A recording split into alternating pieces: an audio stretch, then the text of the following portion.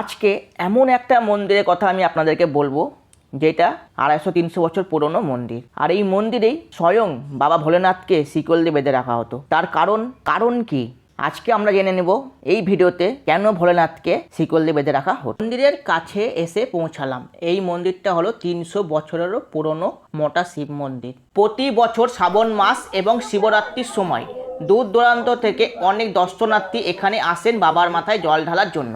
এটি বাংলার একটি প্রাচীন আটচালা মন্দির। এই মন্দির প্রতিদিন ভোর 5টায় খুলে দেয়, তারপর 12টায় বাবার ভোগ আরতি হয়। তারপর কিছুক্ষণের জন্য মন্দির বন্ধ থাকে, আবার বিকেল 4টের পর মন্দিরের দরজা খুলে দেওয়া হয়। বিশালাকার এই মন্দিরের উচ্চতা আনুমানিক 50 ফুট। বটের ঝুড়ি নেমে এসেছে মন্দিরের মাথা থেকে পা পর্যন্ত, অনেকটা শিবের জটার মতন। পুরনো মন্দিরের মধ্যে অন্যতম মোটা মহাদেবের মন্দির, যার ভগ্নদশা সত্ত্বেও এখানে রোজ জড়ো হন প্রচুর ভক্ত। মন্দির